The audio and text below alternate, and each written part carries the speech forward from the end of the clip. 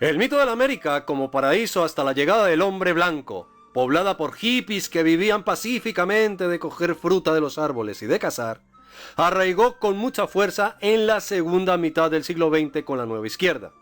Ese mito del paraíso pacífico y del buen salvaje tenía una finalidad política, la de denunciar la maldad del capitalismo occidental contaminante y despiadado frente al supuesto colectivismo indigenista maridado con la naturaleza. Era la época del tercermundismo y la descolonización africana, de los movimientos revolucionarios en torno al Che Guevara y el maoísmo. En Hispanoamérica tuvo mucho éxito y todavía es muy corriente escuchar el mito del buen salvaje, que diría el venezolano Carlos Rangel, alimentado por dictadores izquierdistas e indigenistas o políticos desesperados que quieren esconder sus miserias.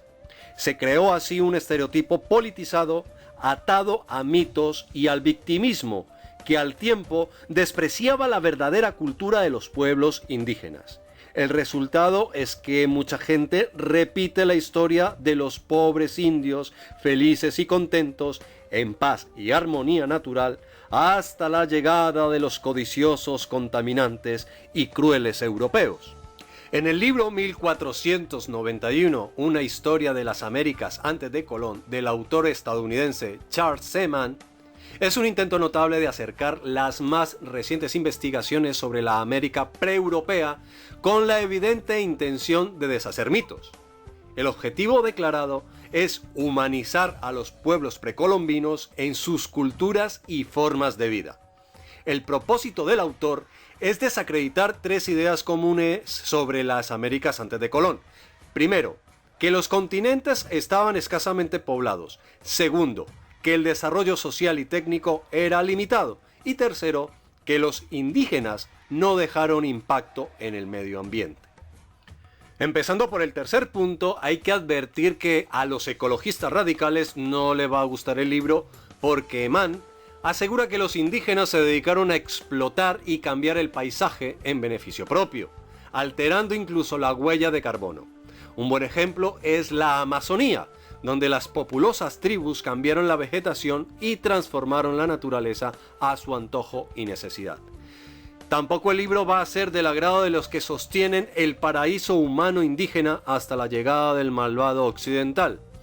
El autor norteamericano no se corta a la hora de contar cómo los olmecas deformaban los cráneos de sus hijos recién nacidos, o cuando alude a los ingentes y absurdos sacrificios humanos de los aztecas. Si hacemos un juicio de la historia con los ojos del presente como hacen los progresistas, realmente no se respetaban los derechos humanos y eso es indiscutible.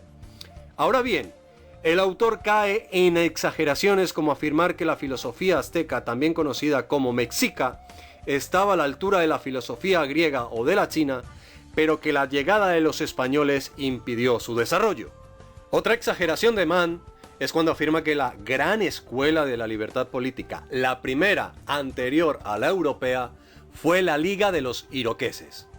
Es curioso, pero Friedrich Engels, a partir de los estudios de Lewis H. Morgan, tomó a los iroqueses, una tribu norteamericana, como el ejemplo de comunismo primitivo porque no tenían clases sociales, propiedad privada ni Estado, sino que se basaban en el matriarcado y la armonía con la naturaleza. Además, la felicidad, decía el socialista, no estaba en el progreso material y tecnológico, sino en la conservación de las tradiciones y de la comunidad. ¿Pero quién lo estropeó? Pues el hombre blanco capitalista y patriarcal, claro está. El deterioro medioambiental que los indígenas cometieron se debió también a la densidad de población merced a grandes concentraciones humanas y desarrollos urbanos, con sus problemas y beneficios como en cualquier civilización. Tenochtitlán, por ejemplo, fue una gran ciudad a nivel europeo, con agua corriente y calles limpias. Nada indica que hubieran perdurado por sí mismas, porque otras civilizaciones desaparecieron como en Persia. Esas culturas eran imperios como los mayas, aztecas e incas, y explotaban a sus vecinos. Todo imperio es dominador y la dominación significa violencia sobre el otro, al que se pide hombres, impuestos y sumisión. Por tanto, como dice Mann, no había armonía, no era una postal hippie, sino un mundo cruel como cualquier otro.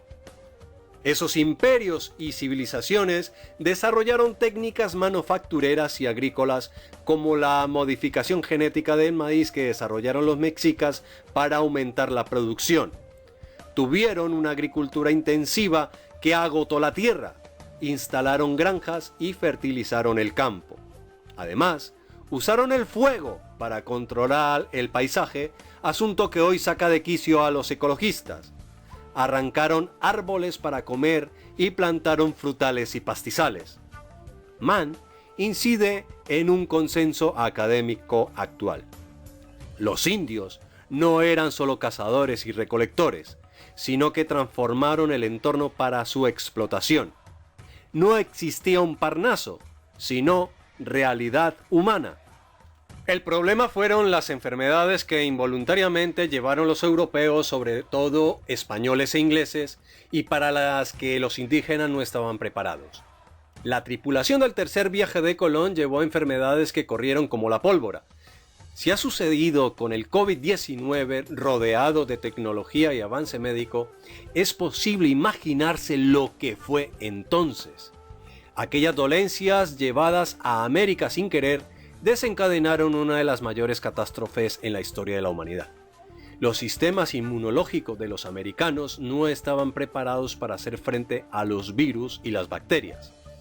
Fue un desastre y las cifras están en cuestión. Mann apunta a que en los siguientes 100 años entre el 90 y el 95% de los indios murieron a causa de enfermedades europeas, lo que era la quinta parte de la población mundial. Y como hay debate, hay política, como por ejemplo las extravagancias de López Obrador, presidente de México. Los primeros colonos y conquistadores llegaron cuando las pandemias estaban en pleno auge, lo que, según recoge Mann, habría facilitado la victoria de los españoles. Llegaron a sociedades donde había muerto hasta la mitad de la población, lo que derrumbó su orden social y político. Esta circunstancia, unida a la alianza con algunos pueblos indígenas para derrotar a los imperios opresores, habrían sido las claves del éxito. A Mann se le olvida la pericia de los españoles, dando a entender que fue oportunismo, pero es que el autor muestra varios prejuicios en la obra. Sin la alianza con los indios, afirma Mann, y las pandemias, el resultado de la conquista podría haber sido otro. Esto es historia contrafactual o ciencia ficción, es decir, especulación sin base documental y solo apoyada en la opinión o el prejuicio. Mann hace un recorrido por las teorías y los debates, los hallazgos y los mitos, que resulta muy ameno y didáctico. No gustará a los politizados ni a los fanáticos, pero ya se sabe que la opinión es más poderosa que el conocimiento.